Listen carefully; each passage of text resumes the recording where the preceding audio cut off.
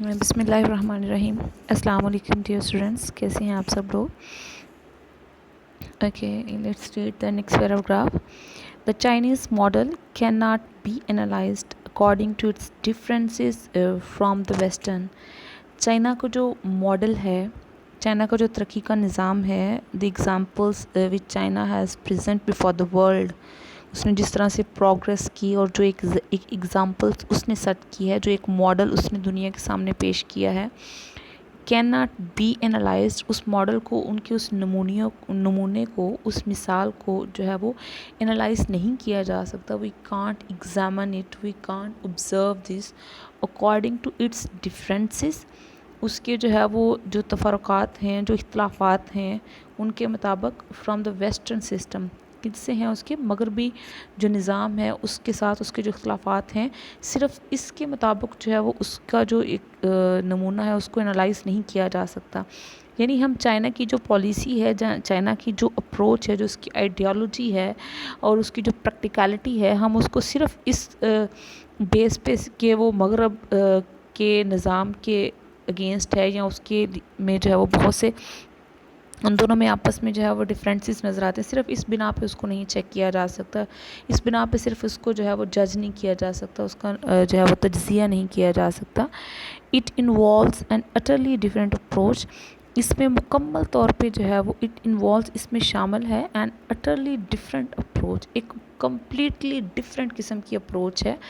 अगर चाइना को आपने ऑब्ज़र्व करना है, अगर चाइना के बारे में आपने स्टडी करनी है, if you want to know that how they get progress, उन्होंने किस तरह से मेहनत की और किस तरह से प्रोग्रेस की, उन वो रेवोल्यूशन कैसे आया, उस रेवोल्यूशन से वो चेंज कैसे आया, और जो एक स्टेटस, एक significance that they have gained, उसके बिहाइंड रीज़न क्या है, कौन सी फोर्स थी, उनकी कौन सी लेबर है जो उनको यहाँ तक लेकर आई है, तो उसको पढ़ना है, उसको स्टडी करना है, तो आपको बिल्कुल एक क्वाइट डिफरेंट वे से उनको देखना पड़ेगा। आपकी जो अप्रोच है उन तक पहुंचने की, उनको स्टडी करने की, वो बिल्कुल डिफरेंट होनी चाहिए। आप सिर्फ उनको जो है वो कंपैरिजन और कंट्रास्ट ना करें कि वो वेस्टर्न के साथ कितनी मिलती हैं या वेस्टर्न के कितने अगेंस्ट हैं उनके आइडियाज़, बल्कि आप उनको बिल्कुल उन सारे तनाजुर से हटा के एक डिफरेंट वे में जो है वो आप जज करें, आप उनको चेक करें, आप उसका एनालिसिस करें, आप उसको स्टडी करें कि उनका अपनी आइडियोलॉजीज़ कैसी थी, उन्होंने किस तरह से वर्क किया इस पर। It is the creation of a new world and a new man. China की जो स्ट्रगल है वो असल में उन्होंने क्रिएट किया है, उन्होंने प्रोड्यूस किया है, बिल्कुल उन्होंने एक वजूद दिया है, एग्जिस्ट करवाया है, एक नई दुनिया को एग्जिस्टेंस दी है, एंड अ न्यू मैन, और एक न्यू मैन की रीबर्थ थी। मैन की बर्थ तो है, तो उसको रीन्यू करके, यानी जिस तरह से वो कलोनियलिज्म को वो फेस कर रहे थे, जिस तरह के जुल्म सितम का शिकार थे या जिस बैकवर्डनेस का उनको सामना था, तो उन्होंने उस फ्रीडम के बाद अपनी स्ट्रगल से, अपनी हार्ड स्ट्राइव के ज़रिए किस तरह से उन्होंने अपने आप को जो है वो रिक्रिएट किया है, रिप्रोड्यूस किया है, दोबारा से जो है वो जन्म लिया है। The cities show N absence of automobiles. अच्छा, यहाँ पे अब वो एग्जांपल्स कोट करेगा कि कैसे वो डिफरेंट हैं। चाइना में ये है कि अच्छा, माज़वी तंग जो उनका रेवोल्यूशनरी लीडर था, वो प्रेफर करते हैं कि वो अपने जो कल्चर को प्रमोट करते हैं, अपने कल्चर को, अपनी प्रोडक्ट्स को, यानी हर एक चीज़ को वो ज़्यादा प्रेफरेंस देते हैं। जैसे अभी हम मुख्तलिफ़ किस्म की जो हैं वो ऐप्स को यूज़ करते हैं, व्हाट्सएप है या फिर फेसबुक है, तो चाइना में ऐसी कोई भी जो है वो ऐप अलाउ नहीं है, बल्कि उनका अपना एक सोशल मीडिया है जिसके ज़रिए उन्होंने अपने मैसेज को आपस में कनेक्ट किया हुआ है।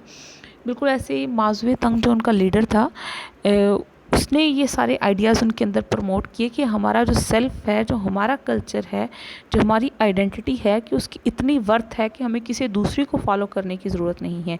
यानी ये भी एक लीडर की कितनी खूबी है कि उसने उनको रियलाइज़ करवाया that how significant they are, how intelligent they are, they can produce, they should utilise their own resources for their benefit, बजाय इसके कि वो दूसरे लोगों के रिसोर्सेज को यूज़ करें और उनकी रिसोर्सेज इस्तेमाल करके दूसरे लोग इनसे फ़ायदा उठाएं, बल्कि उनको अपने ही रिसोर्सेज को यूटिलाइज बेटर वे में करें और उसको अपने फ़ायदे के लिए जो है वो इस्तेमाल करें। माज़वी तंग जो था उसके बारे में बहुत मशहूर था कि वो इंग्लिश बोल तो सकता था, but he never ever speak English in any gathering और इन एनी कॉन्फ्रेंस और इन एनी मीटिंग, कहीं पे भी जो है उसने कभी इंग्लिश नहीं बोली। उसके जैसे अभी हमारे लीडर्स जो हैं वो जाते हैं ना, हम में से बहुत सारे लोग यानी बिल्कुल हमें एक बड़ा कॉम्प्लेक्स होता है जो लोग अच्छे से इंग्लिश नहीं बोल सकते हैं ना, तो हमें भी एक ट्रेंड है कि हम इंग्लिश को ब्लाइंडली फॉलो करते हैं। हम समझते हैं कि जो ज़्यादा इंग्लिश बोल सकता है, जो वेस्टर्न पैटर्न को ज़्यादा फॉलो करता है, तो वो ज़्यादा एजुकेटेड है। लेकिन चाइना के अंदर उनकी आइडियालॉजी ऐसी नहीं है, उन लोगों की अप्रोच ऐसी नहीं है, वो बिल्कुल एक डिफरेंट व्यू है उनका अबाउट द वेस्ट और अबाउट देयर ओन लाइव्स। और माधुरी तंग जो था, मैं उसके बारे में बताती हूँ। जैसे अगर वो उसके सामने कोई जोक सुनाया जाता इंग्लिश में, गो के उसको समझ आ जाती थी, लेकिन वो कभी भी उस पर स्माइल नहीं देता था अनटिल अनलेस कि उसको दोबारा चाइनीज़ में ही जो है वो सुनाया जाए। यानी इतनी वो वर्थ देता था अपनी लैंग्वेज को कि समझने के बावजूद सेल्फ रिस्ट्रेंट इतनी थी कि वो कभी उस बात पे मुस्कुराता नहीं था। और जब उसको उसी की लैंग्वेज चाइनीज़ में से बताया जाता था, तो फिर वो जो है वो उस पर रिप्लाई करता था, उस पर रिएक्ट करता था। तो ये एक लीडर की एबिलिटी होती है, ये एक लीडर की रिस्पॉन्सिबिलिटीज़ होती है कि वो अपने मैसेज को, अपनी आवाम को, अपनी जो उसका जो पूरा क्राउड है, जो अपनी उसकी नेशन है, वो उसको किस तरह से जो है वो बिल्डअप करता है, उनको डेवलप कैसे करता है, वो लोग कैसे ग्रूम होते हैं ना। हम लोगों की जो ग्रूमिंग है वो उस तरह से हम लोग इतने स्ट्रॉन्ग नहीं है, बल्कि हम बहुत इन्फ्लुएंस्ड हैं अपने वेस्ट से। हम उन्हीं को जो है वो अपना देवता, अपना खुदा मान के बैठे हुए हैं। लेकिन चाइना ने ऐसा नहीं किया, उन्होंने हर वेस्टर्न चीज़ को रिजेक्ट किया, उन्होंने अपने रिसोर्सेज को अपने तरीके से जो है वो अपने लिए यूटिलाइज़ किया। Okay, the cities show N absence of automobiles.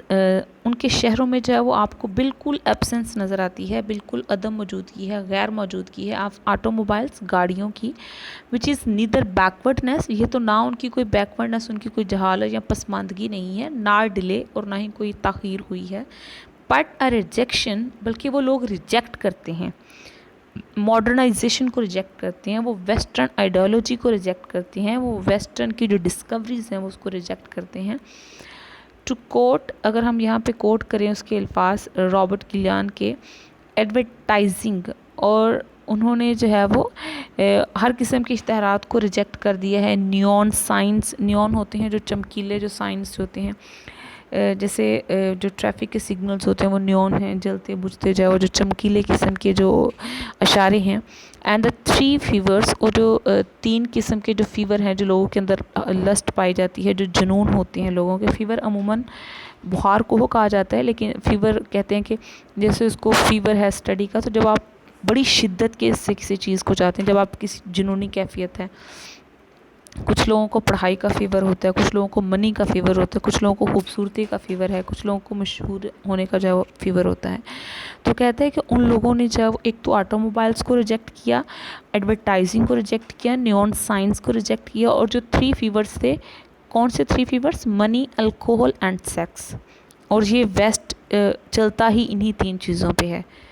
Waste की जो ट्रिनिटी है वो इन तीन चीज़ों से है। एक साइड पे मनी है, अल्कोहल है और सेक्स है, नो अदर थिंग, कि बस इससे बाहर से जो है वो बियॉन्ड जाके वो कुछ सोचते ही नहीं है। Political control over the message, जो सियासी कंट्रोल है, जो सियासी तौर पे काबू किया जाता है आवाम को, नॉट ओनली स्टॉप्स, ना सिर्फ इसने रोका है, the exodus from the country side. Exodus होता है अखराज, किसी एक जगह को छोड़ के जो वो नकल मकानी कर जाना। तो उसने ना सिर्फ जो है वो नकल मकानी से रोका है, फ्रॉम द कंट्री साइड, देही इलाकों से, देहात की तरफ से, बट लेकिन इवन मैनेजेस, बल्कि उसने पूरा इंतज़ाम किया है, पार्टली, एक हद तक। पार्ट, जैसे किसी चीज़ के दो पार्ट हैं, तो आप एक को कर लेते हैं तो कहते हैं we have partly done this, कि मैंने जुज़वी तौर पे एक जो उसका पार्ट है उसको कंप्लीट कर लिया है। तो उसने किसी हद तक जो है वो अरेंज किया है to reduce the population of cities, कि चाइना ने यानी इतना मॉडर्न दौर है, अभी जो है वो 21वीं सदी चल रही है, लेकिन 21वीं सदी में भी जो है वो चाइनीज़ के लोगों के अंदर शहरों की तरफ जाने का रुझान नहीं है, बल्कि आहिस्ता आहिस्ता चाइनीज़ ने जो है वो शहरों से आबादी को देहात की तरफ जो है वो भेजा है। बिल्कुल वो, जैसे हमारे जो बड़े बड़े सारे शहर हैं वो सारे ही बर्डनड होते हैं, इंतहाई पॉपुलस एरियाज़ हैं, और देहातों में से, और लोगों के अंदर ये बड़ी टेंडेंसी है कि वो शहरों की तरफ मूव करना चाहते हैं, क्योंकि उन्हें बेटर रिसोर्सेज जो है वो गांव में प्रोवाइड नहीं किए जाते।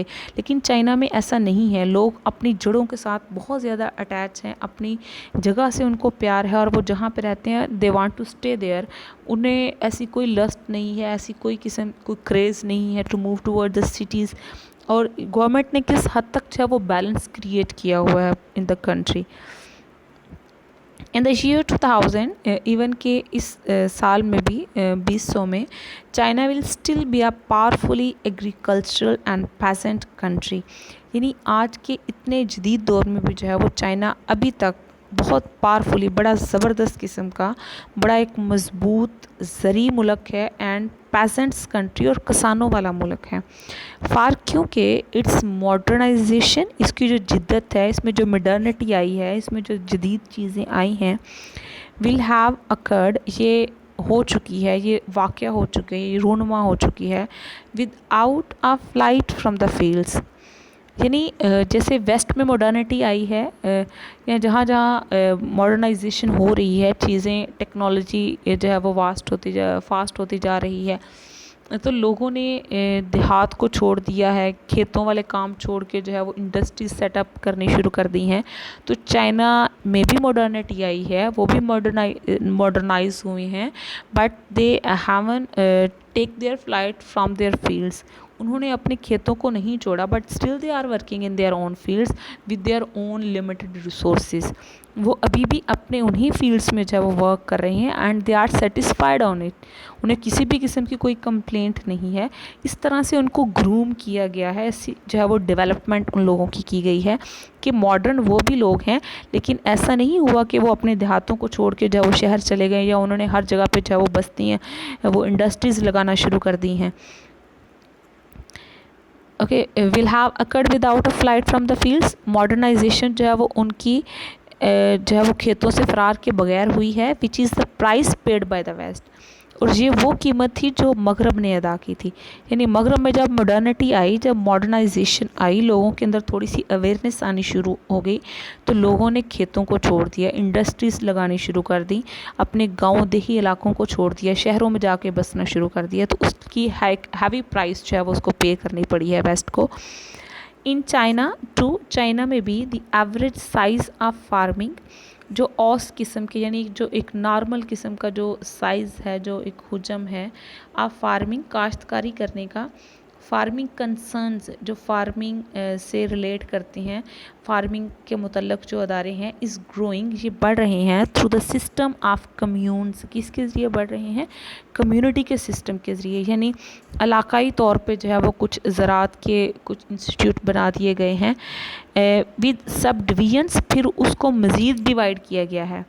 एक होता है ना डिवीज़न, एक होल है, एक कंप्लीट चीज़ है, फिर उसकी डिवीज़न हुई है, फिर सब डिवीज़न के उस डिवीज़न में भी फर्दर जब आप डिवाइड करते हैं into production brigades and teams, फिर मज़ीद उसको जो है वो प्रोडक्शन ब्रिगेड में और टीम में बांटा गया है। बट लेकिन the greater part of the peasant, लेकिन किसानों का जो ज़्यादातर जो पार्ट है, जो हिस्सा है, किसानी जो आवाम है उनके यहाँ रहती है, स्टे पुट, वो वहीं पे अपनी जगह पे क़याम करते हैं, वहीं पे टिके हुए हैं, and carry on their traditional, और उन्होंने जारी रखा है देयर ट्रेडिशनल इंटेंसिव लेबर, अपनी रवायती किस्म की जो सख्त एक हार्ड किस्म की लेबर थी, जैसे उसके साथ वो स्टिल वर्क कर रहे हैं। हमारे यहाँ लेबर जो इंडिविजुअल की लेबर है कम होती जा रही है, और हमने इंडिविजुअल की जगह पे मशीन को ले आए हैं। इससे इस चीज़ ने भी जो है वो अनएम्प्लॉयमेंट में एक इंक्रीज़ लेकर आई है कि बहुत सी जगहों पे जो है वो इंडिविजुअल लेबर जैसे पहले हुआ करती थी, तो अब वहाँ पे जो है वो थ्रू मैकनाइजेशन उस चीज़ को जो है वो कम किया गया है, उस चीज़ पे कंट्रोल पाया गया है। तो चाइना में ऐसा नहीं है, still they are using their traditional ways, वो उन्हीं रवायती तरीक़ों से जो है वो प्रोड्यूस कर रहे हैं, and they have no complaint about it. और वो अभी भी वहाँ पे इंडिविजुअल लेबर है, और गवर्नमेंट ने इन सारी चीज़ के लिए बड़ा ही एक चेक एंड बैलेंस रखा हुआ है।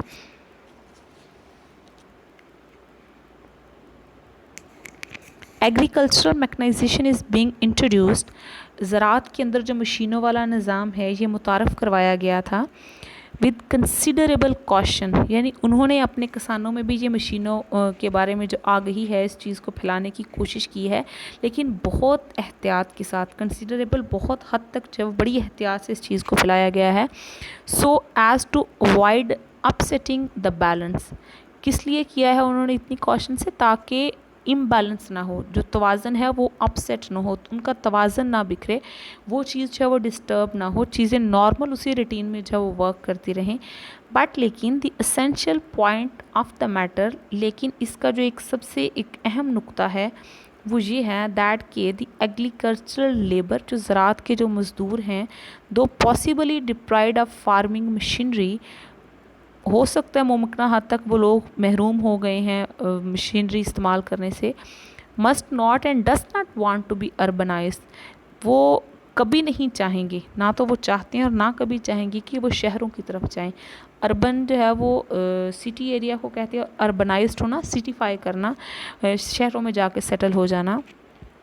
बट लेकिन इज़ इंस्टेड, इसकी बजाय kept on the spot, they will prefer to stay on their places and incorporated in local small industries, और वो ट्राई करेंगे कि वो खुद को जो है वो इंडल्ज करें, वो खुद को इंगेज करो वहीं पे रह के छोटी छोटी इंडस्ट्रीज़ के ज़रिए।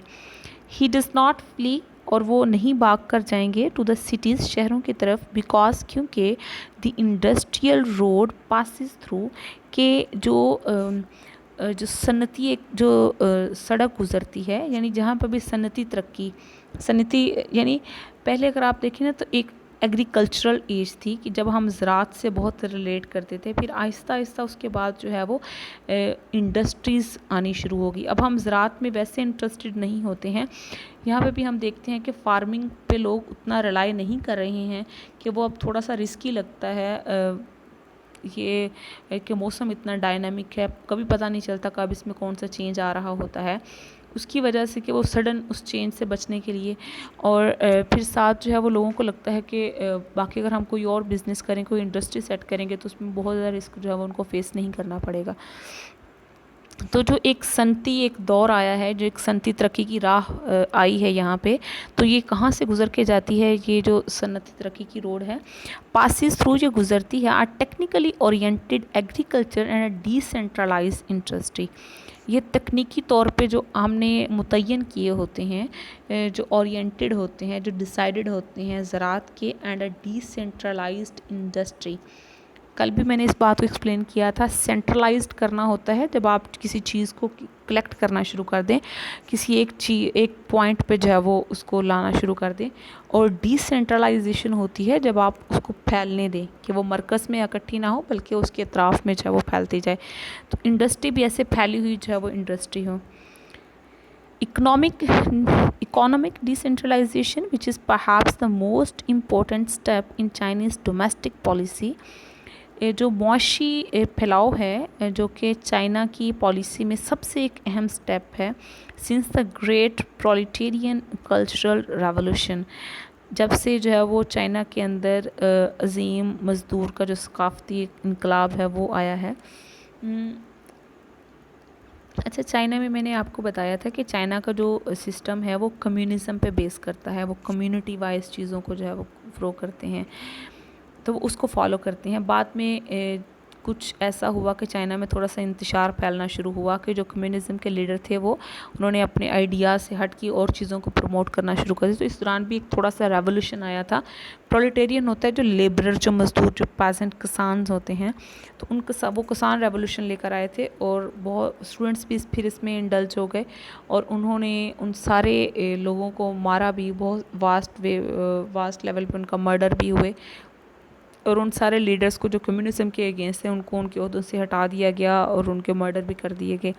और ये ज़रूरी था कि स्टेट को जो है वो बैलेंस करने के लिए। फिर बाद में जो है वो जो सोल्जर्स थे, जो फ़ौज थी, उसने सारे सिस्टम को अपने हाथ में ले लिया, तब सोसाइटी में जाके किसी हद तक जो है वो बैलेंस हुआ। तो वो कहते हैं कि चाइना की जो इकॉनमिक फैलाव की जो पॉलिसी है, चाइना का जो इकॉनमिक फैलाव है, ये गालबन उसकी पॉलिसी का, उसकी जो अंदरूनी जो पॉलिसी है उसका सबसे एक अहम पहलू है, स्टेप है, जब से वहाँ पे जो है ये एक रेवोल्यूशन आया है। Has freed China from a traditionally cumbersome, इस चीज़ ने जो है वो चाइना को आज़ाद कर दिया है। जो उनका रवायती किस्म का जो कम्बरसम, जो बिजनेस कम्बरसम, जो एक तकलीफ़ दे किस्म का उनकी ब्यूरोक्रेसी थी, एंड डेवलप्ड, उसने फ़रोग दिया है, बढ़ाया है लोकल इंटरप्राइज, मुकामी जो कारोबार है उस चीज़ को, to the greatest possible degree, मतलब जितनी मुमकिन हद तक उसको किया जा सकता है आप इंडिपेंडेंस, आज़ादी की। द 26 चाइनीज़ प्रोविंसेस, चाइना के जो 26 सूबे हैं, which are as much as even 4400 kilometres apart, जो कि तकरीबन 4400 किलोमीटर जो है एक दूसरे से दूर हैं। कुड फॉर दैट मैटर, वो इस मामले के लिए subsist on their own in the event of war, कि अगर कभी जंग का कोई मामला हो तो सिर्फ वो अपने वसाइल पे जो है वो गुजारा कर सकते हैं। वाइल जबकि any body invading the country, अगर कोई दूसरा फॉरनर जो है वो उनके मुल्क पे हमला करे, would be literally drowned in a sea of people, तो वो बिल्कुल वो लोगों के समुद्र में जाके गर्क हो जाएगा, वो लोग उसको नहीं छोड़ेंगे, कभी माफ़ नहीं करेंगे। ओके, जस्ट सी दी अंडरलाइंड वर्ड्स।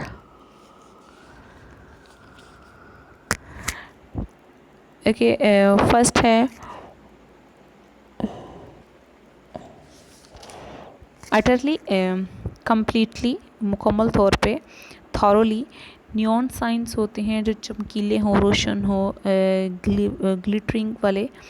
एग्जोडस साइंस जो है वो सिंबल्स को कहा जाता है। एग्जोडस होता है लेफ़्ट कर देना किसी चीज़, माइग्रेशन वास्ट लेवल पे जब होती है। पार्टली जुज़वी तौर पे हाफ या कुछ उसका, अकड़ हैपन होना, फ्लाइट फ्लाई करना, किसी चीज़ से दूर होना, मूव करना। इंटेंसिव, शदीद किस्म की, और कंसिडरेबल, अच्छा खासा। कॉशन, एहतियात करना। डिप्राइव्ड, महरूम होना किसी चीज़ से। और अर्बनाइज, सिटीफाई होना, शहरों में जाके बसना। इनकॉर्पोरेटेड, इनकॉर्पोरेट करना, किसी चीज़ के अंदर मिक्सअप हो जाना, कंबाइन कर देना। ओरिएंटेड होता है जो डिटर्मिन्ड हो, अडेप्टेड हो, जिसको एडजस्ट किया जाए, अकोमोडेटेड हो जो। डिसेंट्रलाइजेशन, चीज़ों को स्प्रेड करने देना। प्रोलेटेरियन होते हैं, लेबरर्स होते हैं। खम्बरसम होता है पेनफुल, तकलीफ दे हो जो, ब्यूरोक्रेसी, ऑफिशियल्स को कहते हैं।